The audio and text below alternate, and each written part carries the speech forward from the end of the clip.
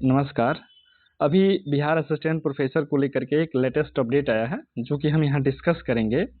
तो इस एफिडेविट में क्या था कि बहुत सारे कैंडिडेट जो है ना, वो पुराना एफिडेविट लगा करके अप्लाई कर दिए हैं। उसके बाद से बीच में अपडेट आया कि अब नया फॉर्मेट में लागू होगा। तो वो कैंडिडेट्स बहुत दुविधा में थे कि अब हम क्या करें। हमने तो फॉर्म को सबमिट कर दिया है, इस पर जो आयोग है उसके द्वारा फाइनल आ गया है। देखेंगे, आज ही 9 तारीख के डेट में आया, जस्ट अभी कुछ ही देर पहले जारी किया गया। आप यहाँ से देख सकते हैं कि 9 जुलाई 2026 को ये लेटर जारी किया गया बिहार राज्य विश्वविद्यालय सेवा आयोग के द्वारा। ठीक है, तो अभी हम लोग इसके मेन पॉइंट पे आते हैं, जहां हम लोग को जरूरत है। उसके बाद एक एक करके अन्य सारे इश्यूज पर बात करेंगे। तो यहाँ देखेंगे स्पष्ट कह रहा है कि जिन अभ्यर्थियों ने ऑनलाइन आवेदन करते समय नोटराइज्ड एफिडेविट अपेंडिक्स 1 को पुराने फॉर्मेट में अपलोड किया है, उन्हें उक्त शपथ पत्र में संशोधित फॉर्मेट में पुनः अपलोड करने की आवश्यकता नहीं है, परंतु साक्षात्कार के समय संबंधित अभ्यर्थी को आयोग की सूचना संख्या BSUSC विज्ञापन 6/2026 1079 जो भी है, दिनांक 7/7/2026 द्वारा आयोग की वेबसाइट पर प्रकाशित संबंधित फॉर्मेट में नोटराइज्ड एफिडेविट अपेंडिक्स एक्स को साक्षात्कार के दिन आयोग द्वारा गठित दल को समर्पित करना अनिवार्य है। अर्थात आपको क्या करना है कि जो एफिडेविट नया वाला फॉर्मेट में आया है उस वाले फॉर्मेट में बनवा लेना है, और जिस दिन आपका इंटरव्यू होगा उस दिन नए वाले फॉर्मेट में आपको नोटरी से बनवा करके एफिडेविट लेकर के जाना है। ठीक है, अगर आपने पुराना वाला अपलोड कर दिया है तो कोई बात नहीं, इससे आपका वो जो फॉर्म है वो रिजेक्ट नहीं होगा। आयोग ने अपना जो क्लेरिफिकेशन है वो जारी कर दिया है लेटर के रूप में, देख सकते हैं 9/7/2026 को। तो आप निश्चिंत हो जाएं जो भी पुराने एफिडेविट से फॉर्म को अप्लाई कर दिए हैं। अब आते हैं ऊपर एफिडेविट के अन्य प्रारूप पर चर्चा करने के लिए, देखने के लिए। तो ये रहा। जैसे बहुत सारे कैंडिडेट्स का इशू था कि सर मैं अदर स्टेट का हूँ तो क्या मुझे बिहार से ही लगेगा। ऐसा कुछ नहीं, आप जिस स्टेट में हो, जैसे आप यहाँ देखेंगे कि ये महाराष्ट्र का ही है। ठीक है, एक कैंडिडेट का है, तो मैं सोचा आपके साथ डिस्कस कर लूँ। और 9 जुलाई आज ही के डेट का है, राइट। तो यहाँ पे आप देखेंगे ये महाराष्ट्र से है, तो आप किसी भी स्टेट का जो नॉन जुडिशियल स्टाम्प है आप उस पर करवा सकते हैं। क्योंकि यहाँ ना जब देखिएगा तो उसमें लिख रहा है to be submitted on non judicial stamp paper of appropriate value duly notarised, यानी कि फुली नोटराइज नोटरी के द्वारा आप जुडिशियल स्टाम्प पेपर जो होता है ना उस पर एफिडेविट बनवा सकते हैं। उस एफिडेविट में अपना डाटा रहेगा, और आपको जैसे एक्चुअल में ये है क्या, ये जो एफिडेविट है ना वो आपसे 2-3 चीज़ों का कंफर्मेशन ले रहा है। एक ले रहा है कि ये जो आपका नौकरी है ना ये कॉन्ट्रेक्चुअल है, आप आगे चल करके फ्यूचर में रेगुलर का दावा नहीं करेंगे, इसी चीज़ का है, राइट। देखेंगे, और जो भी आप इन्फॉर्मेशन दे रहे हैं ना वो इन्फॉर्मेशन आपकी जानकारी के हिसाब से सही है।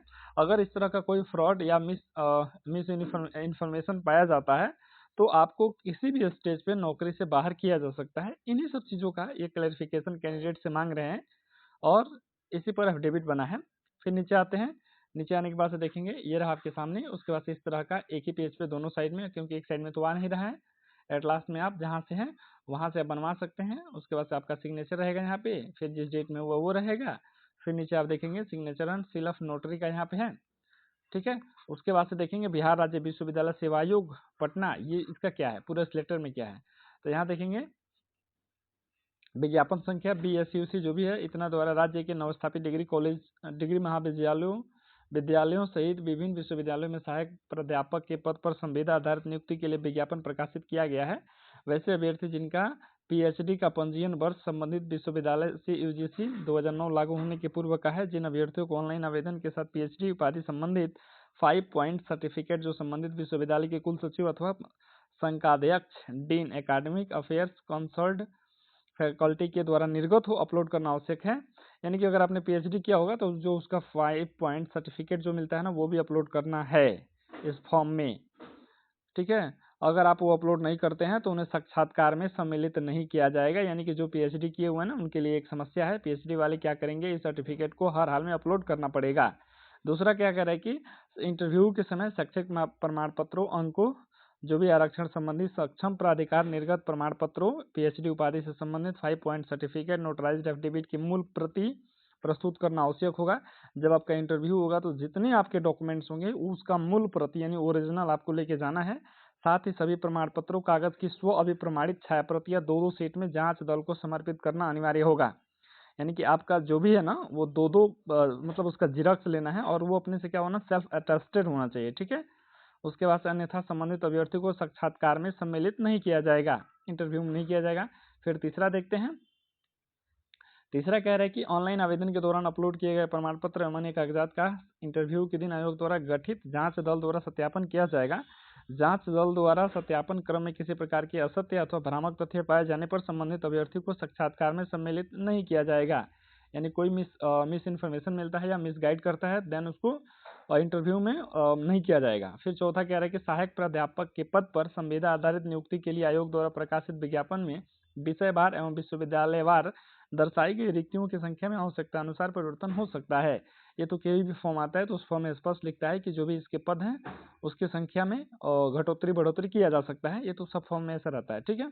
और पांचवा में आप देख लेंगे कि जो पुराने एफिडेविट अपलोड कर दिए हैं उनको नया अपलोड करने की आवश्यकता नहीं है, क्योंकि और लेकिन जब इंटरव्यू होगा तो नया वाला फॉर्म में आपको अवेलेबल करवाना पड़ेगा। ये था नया अपडेट।